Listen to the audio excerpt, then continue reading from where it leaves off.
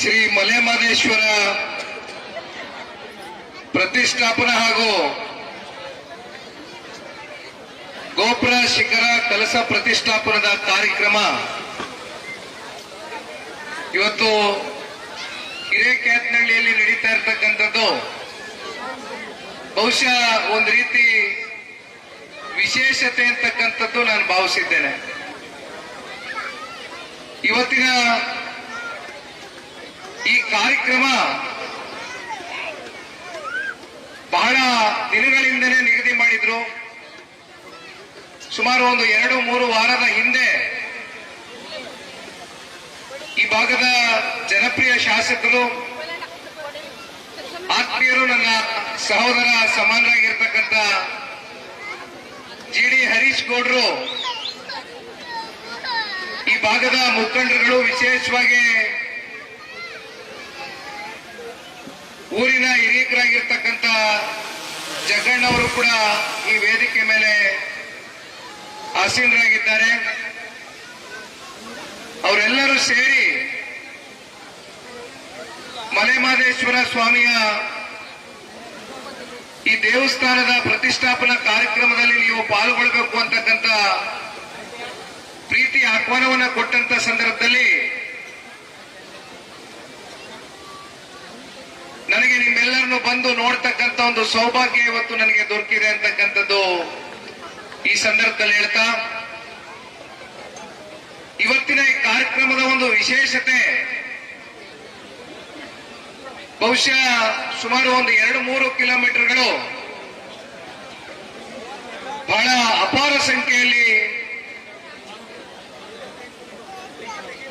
ಗ್ರಾಮದ ಹಾಗೂ ಸುತ್ತಮುತ್ತಲಿನ ಗ್ರಾಮದಿಂದ ಬಂದಿರತಕ್ಕಂಥ ಯುವ ಸಮುದಾಯ, ಹಿರಿಯರು, ವಿಶೇಷವಾಗಿ ಇವತ್ತಿನ ಈ ಕಾರ್ಯಕ್ರಮದ ವೇದಿಕೆ ಮುಂಭಾಗದಲ್ಲಿ ಕುಳಿತಿರ್ತಕ್ಕಂಥ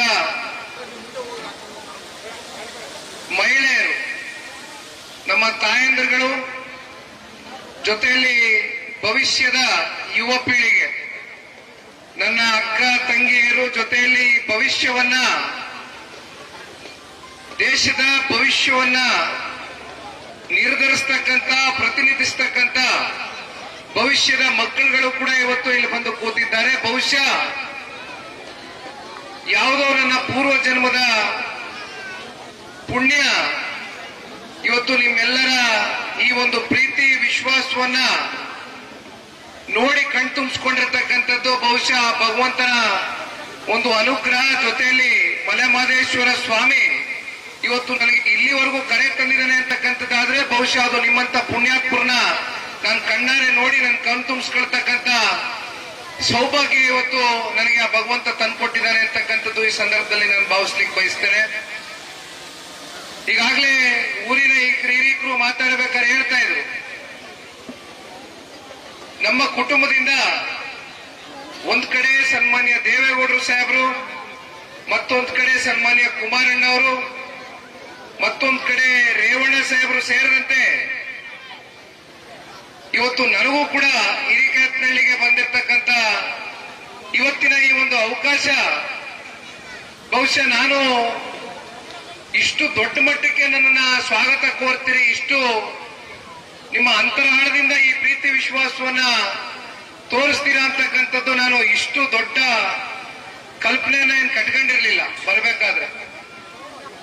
ಆದ್ರೆ ನನಗೆ ನಿಮ್ಮ ಈ ಪ್ರೀತಿ ವಿಶ್ವಾಸ ನೋಡಿ ಬಹುಶಃ ಒಂದು ಪ್ರತಿ ಹಂತದಲ್ಲೂ ಅರಿವಾಗ್ತಕ್ಕಂಥದ್ದು ಏನಂದ್ರೆ, ಸನ್ಮಾನ್ಯ ದೇವೇಗೌಡರು ಸಾಹೇಬರು, ಸನ್ಮಾನ್ಯ ಕುಮಾರಣ್ಣ ಅವರ ರಾಜಕಾರಣದ ಸುದೀರ್ಘವಾದಂತ ಒಂದು ಹೋರಾಟ ನಿರಂತರವಾಗಿ ಜನಗಳ ಪರವಾಗಿ, ಜನರ ಜೊತೆಯಲ್ಲಿ ಬೆರೆತು, ಜನರ ಸಂಕಷ್ಟವನ್ನ ಅರ್ತು ಬಹಳ ಜನ ಈ ರಾಜ್ಯವನ್ನ, ನಮ್ಮ ದೇಶವನ್ನ ತಲೆಯಿಂದ ಆಡಳಿತವನ್ನು ನಡೆಸಿದ್ದಾರೆ.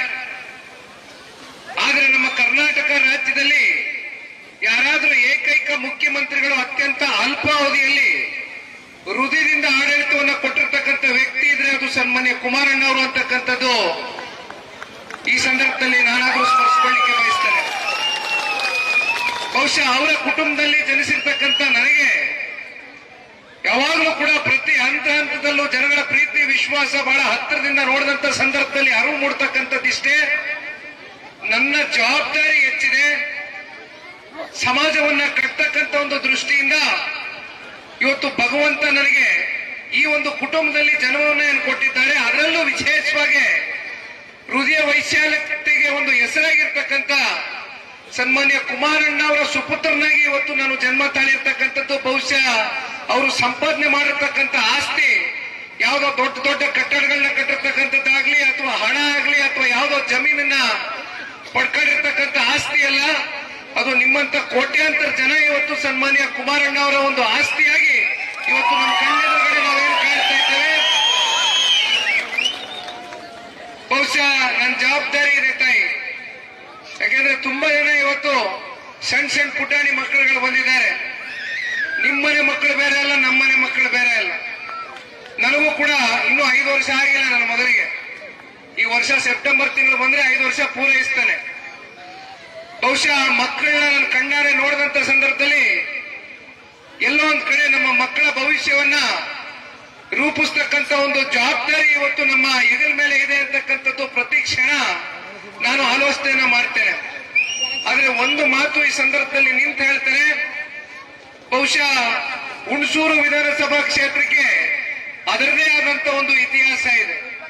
ಈಗ ತಾನೇ ನನ್ನ ಸಹೋದರ ಹರೀಶ್ ರವರು ಮಾತನಾಡಬೇಕಾದ್ರೆ ಹೇಳ್ತಾ ಇದ್ರು, ದಿವಂಗತ ದೇವರಾಜ್ ಅರಸೂರ್ ಅವರು ಪ್ರತಿನಿಧಿಸಿರ್ತಕ್ಕಂಥ ಕ್ಷೇತ್ರ ಇದೆ. ಬಹುಶಃ ಅವರು ಕೊಟ್ಟಿರ್ತಕ್ಕಂಥ ಕೊಡುಗೆಗಳು ನಮ್ಮ ರಾಜ್ಯಕ್ಕೆ, ಅವರು ತಗೊಂಡಿರ್ತಕ್ಕಂಥ ಕೆಲವೊಂದಷ್ಟು ನಿರ್ಣಯಗಳು ಅತ್ಯಂತ ಐತಿಹಾಸಿಕವಾದಂತ ನಿರ್ಣಯಗಳು, ಕಾರ್ಯಕ್ರಮಗಳು ಅಂತಕ್ಕಂಥದ್ರಲ್ಲಿ ಯಾವುದೇ ಎರಡನೇ ಪ್ರಶ್ನೆ ಇಲ್ಲ.